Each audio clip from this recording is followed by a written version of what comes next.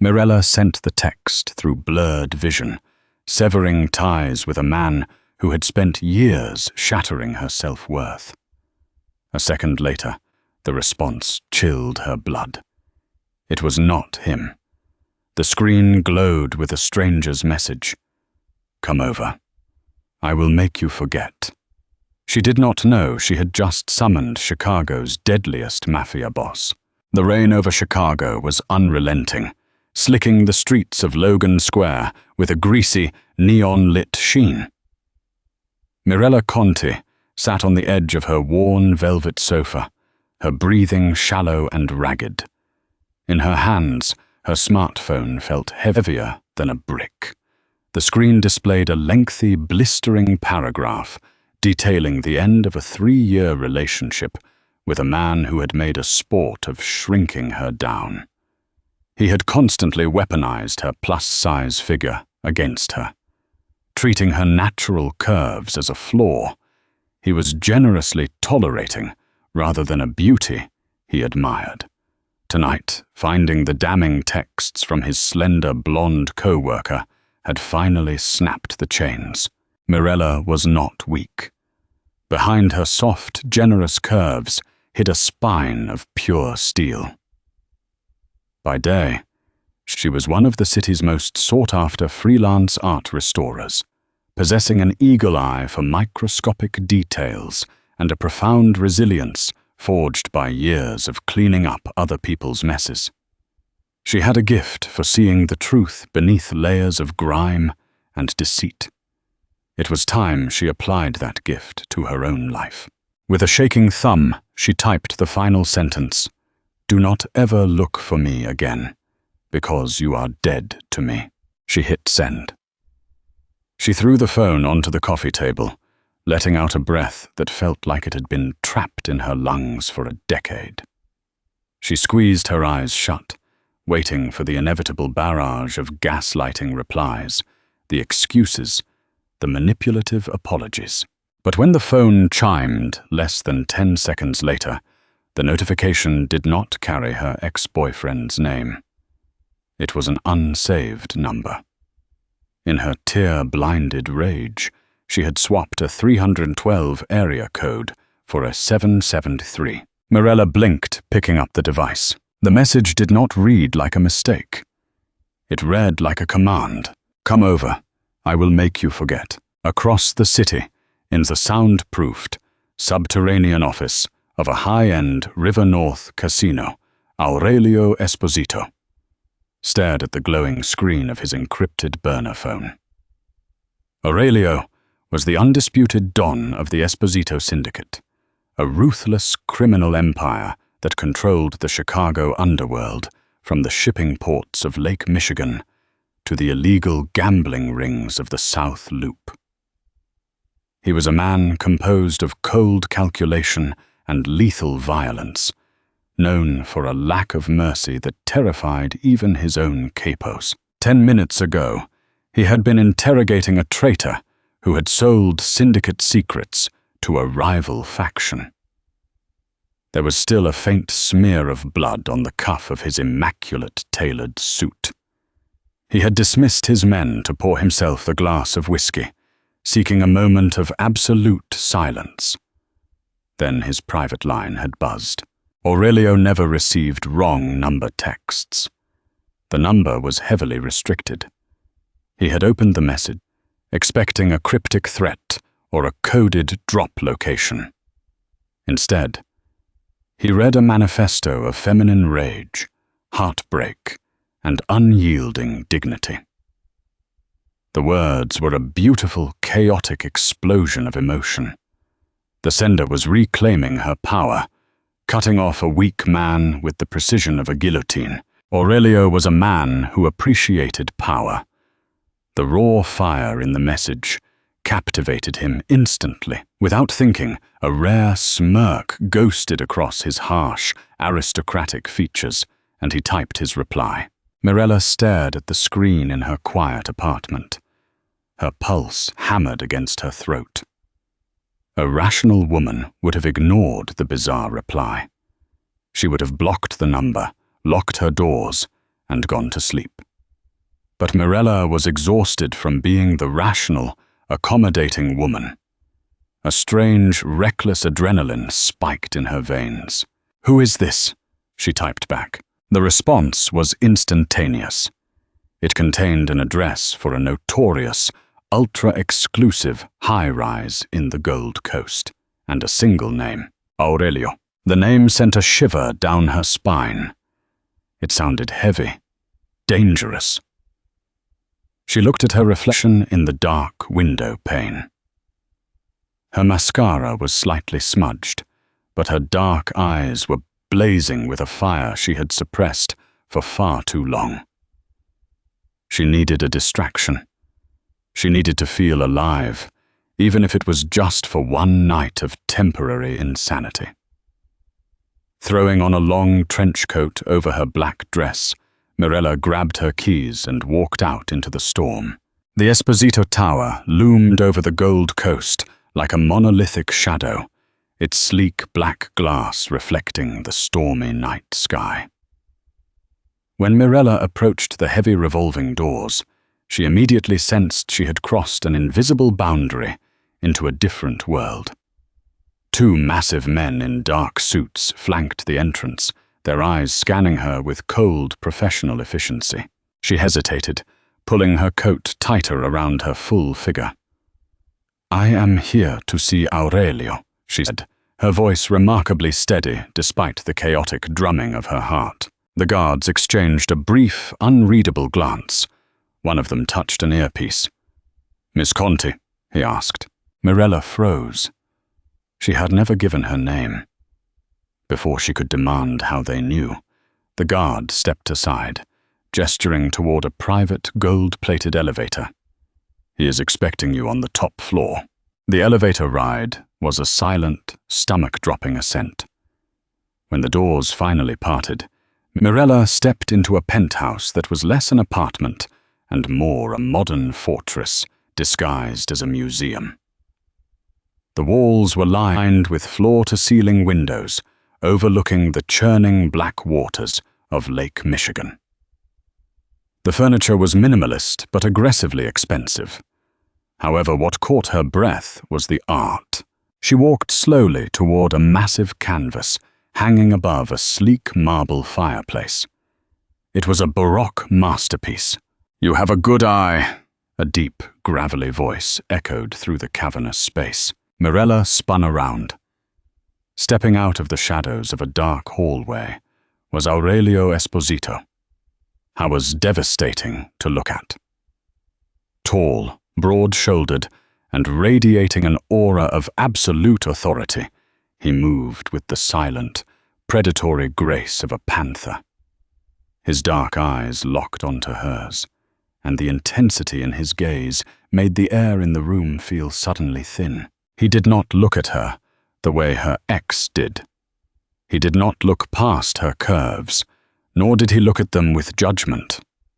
Aurelio looked at her as if she were the only oxygen in the room. It was a heavy, possessive stare that bordered on instant obsession. "You came," Aurelio said, closing the distance between them. He stopped just a few feet away, close enough for her to smell expensive cologne mixed with the metallic tang of something darker. "I did," Mirella replied, lifting her chin, refusing to let his intimidating presence shrink her. "Though I am starting to think I walked into a very dangerous place. That painting," she pointed to the canvas, "it is a Caravaggio, but it is not a replica. The lapis lazuli pigment in the blue drapery has oxidized exactly the way a 17th century piece would. This was stolen from a private collection in Rome 12 years ago." Aurelio stopped dead. A flicker of genuine shock crossed his stoic face, rapidly replaced by a dark, hungry admiration. He had invited a heartbroken woman over on a whim, drawn by the fire in her text.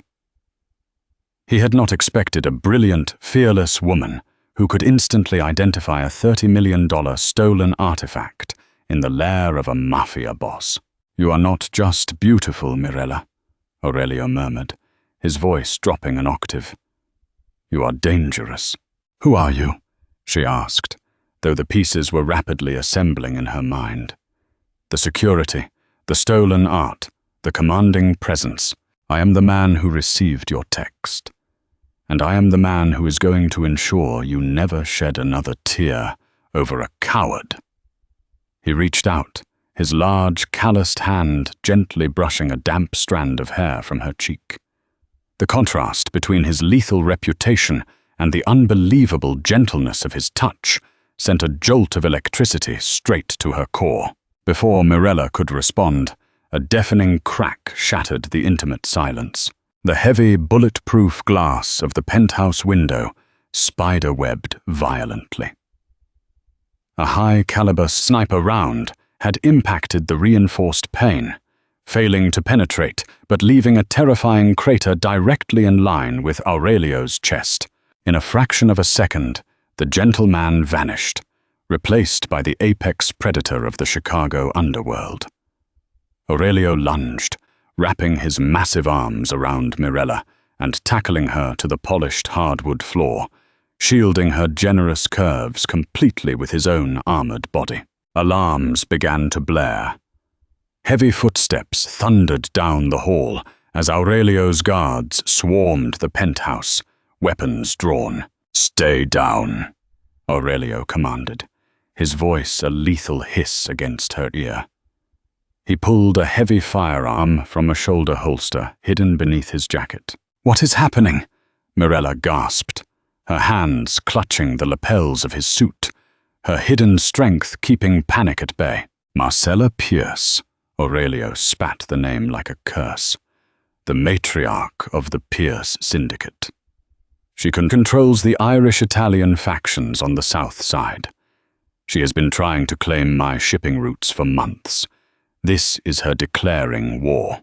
He looked down at Mirella, his dark eyes burning with a sudden, terrifying possessiveness. The world outside his penthouse was erupting into violence, but his sole focus was the woman trembling slightly beneath him. Marcella Pierce had made a fatal miscalculation. She had attacked his sanctuary on the exact night Mirella Conti had stepped into it. "You are not going back to your apartment, Mirella," Aurelio stated, his tone leaving absolutely no room for debate. "You are in my world now, and heaven help anyone who tries to take you out of it." The chaotic symphony of wailing alarms and shouting guards faded as Aurelio shoved Mirella into a secondary, reinforced elevator, hidden behind a false wall in the penthouse. The steel doors sealed shut with a heavy, definitive thud, cutting off the noise of the outside world. The descent was rapid, plunging them into the subterranean parking garage beneath the Gold Coast high-rise. Aurelio did not let go of her. His large hand remained firmly pressed against the small of her back, a grounding force in the middle of a waking nightmare. Mirella was trembling, not from fear, but from the massive dump of adrenaline coursing through her veins. Less than 2 hours ago, her biggest problem had been a text message to a toxic ex-boyfriend. Now she was caught in the crossfire of a Mafia war. A fleet of armored black SUVs waited with engines idling. Aurelio ushered her into the back of the center vehicle, climbing in right behind her, before barking an order to the driver. The convoy shot out into the stormy Chicago night, tearing through the slick, rain-swept streets toward the northern suburbs. Inside the quiet, leather-scented cabin, the streetlights painted harsh, flickering shadows across Aurelio's face. He was looking at her, his dark eyes scanning her from head to toe, searching for any sign of injury. "Are you hurt?" he demanded, his voice rough, stripping away the calm facade he had worn in the penthouse. "I am fine," Mirella breathed, wiping a stray drop of rainwater from her forehead. "But I think I deserve an explanation." Who is Marcella Pierce, and why is she trying to put a bullet in you? Aurelio poured a glass of amber liquid from a hidden compartment and handed it to her. Drink. It will steady your nerves. Mirella took a sip. It was expensive, smooth bourbon that burned beautifully all the way down. Marcella Pierce is a ghost who decided to step into the light, Aurelio explained, his jaw tight. She runs the Pierce Syndicate out of Canaryville and the South Side. For decades, her family dealt in localized extortion and racketeering. But Marcella is ambitious. She wants my shipping ports on Lake Michigan. She wants control of the European smuggling routes. I refused her terms last week.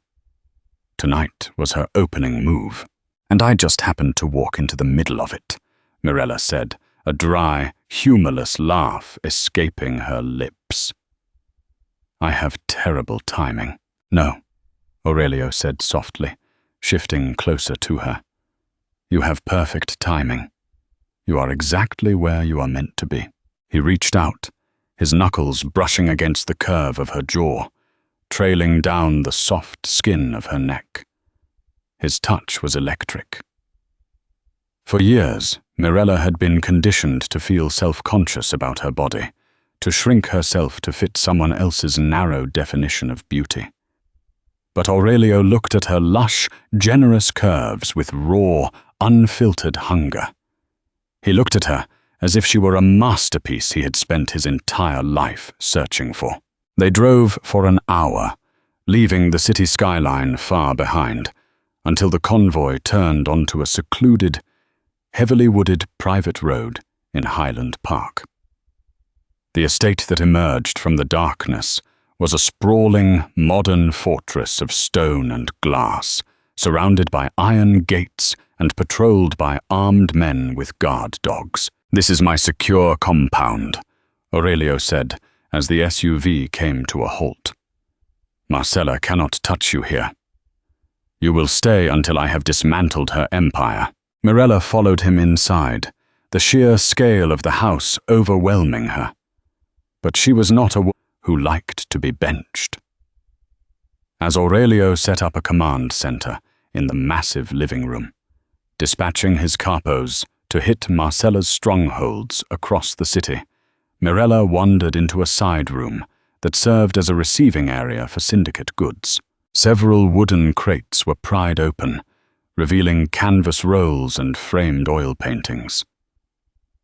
Aurelio walked in a few moments later, catching her staring at a particularly large, ornate landscape painting. Confiscated goods from a Pierce Syndicate warehouse we hit yesterday, Aurelio explained, standing behind her.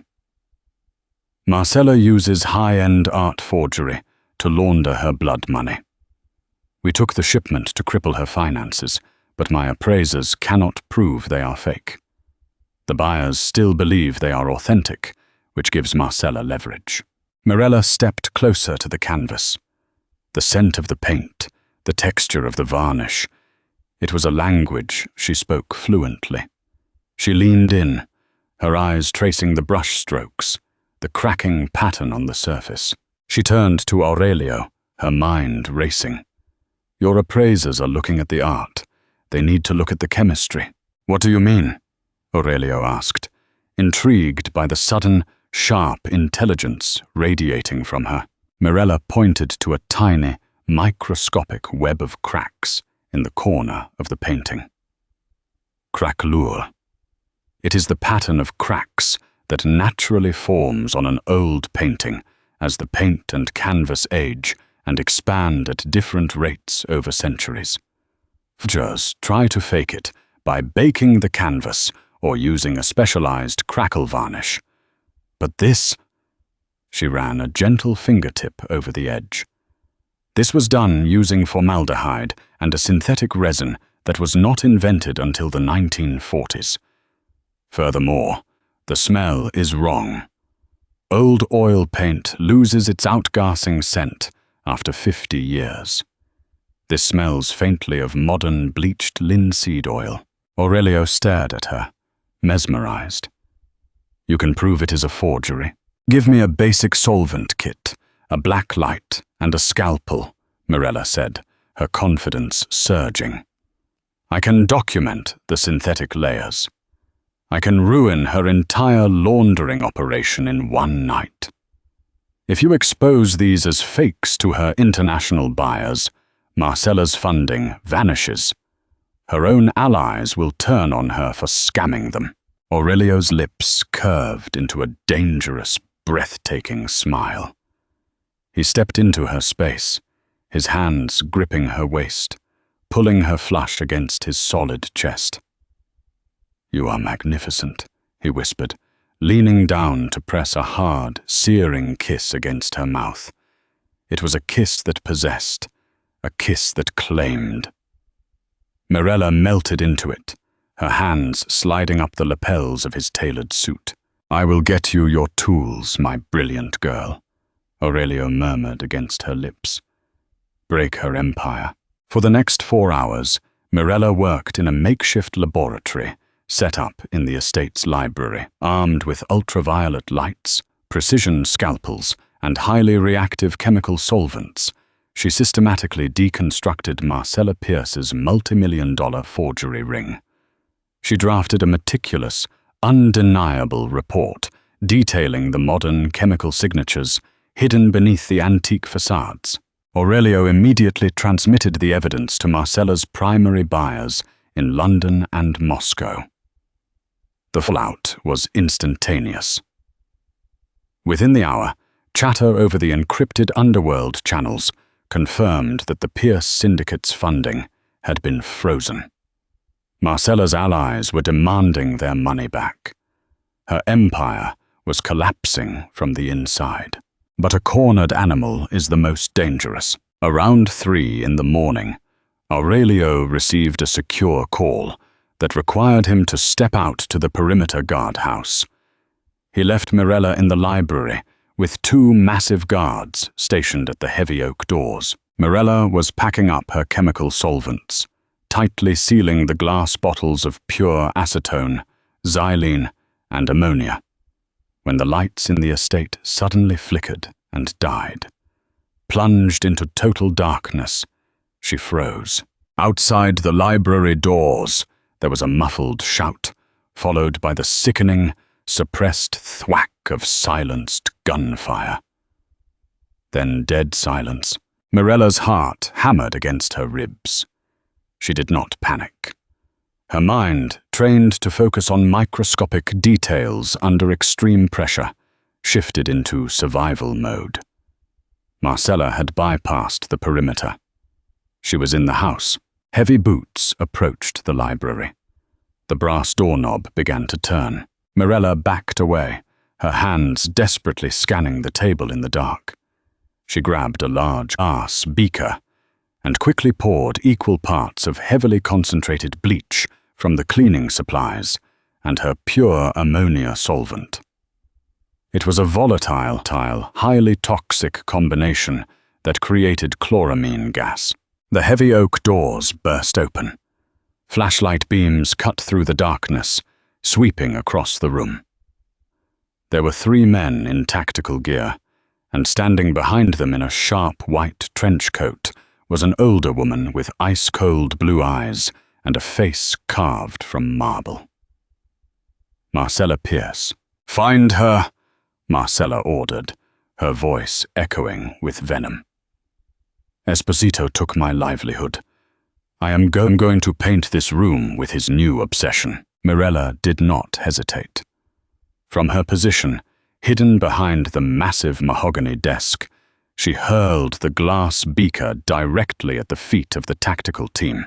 The glass shattered violently against the stone floor. Instantly, a thick, suffocating cloud of noxious gas erupted into the air. The men choked, dropping their weapons as their eyes and lungs burned, blindly clawing at their throats. Marcella coughed violently, staggering backward into the hallway to escape the toxic plume. Mirella covered her own mouth and nose with a damp cloth she had used for cleaning canvases, moving swiftly through the chaos.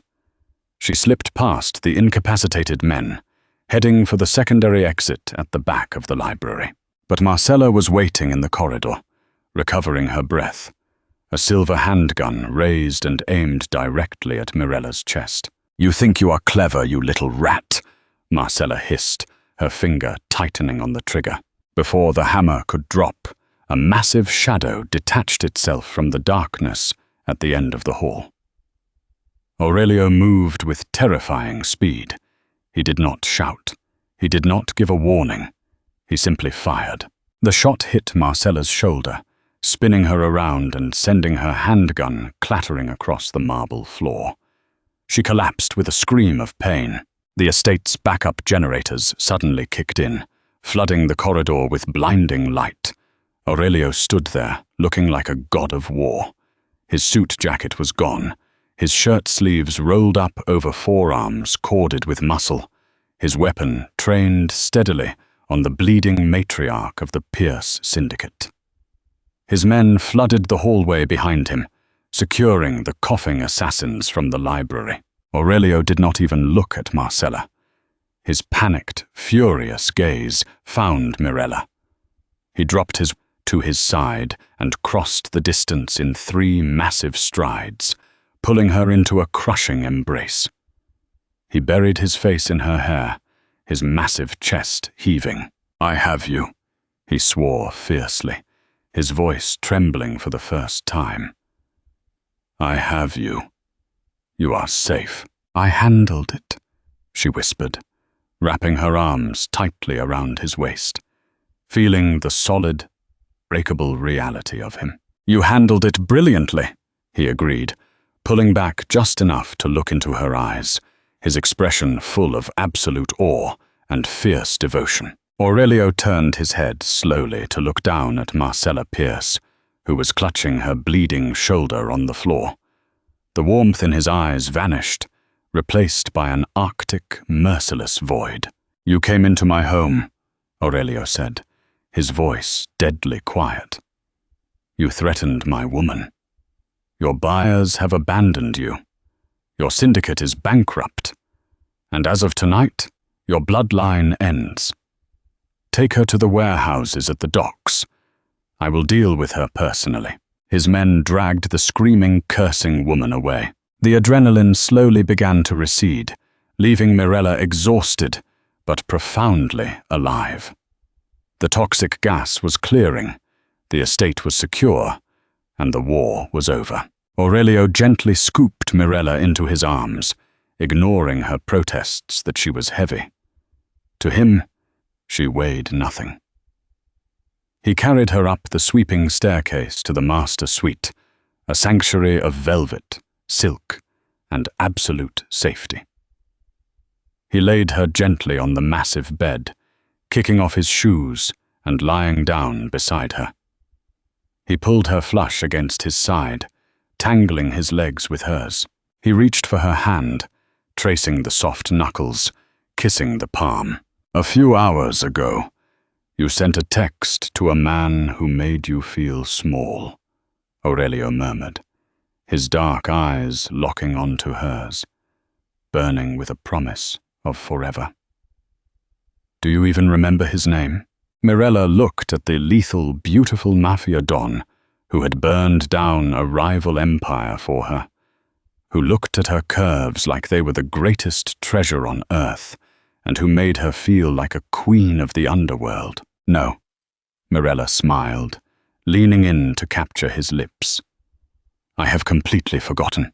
If you loved this gripping Mafia romance drama, please leave a like, share this story with your friends, and drop a comment below on what your favorite moment was. Did you love Mirella's brilliant revenge? Do not forget to subscribe to the channel and turn on notifications, so you never miss out on our thrilling underworld tales and dark romance stories. See you in the next video.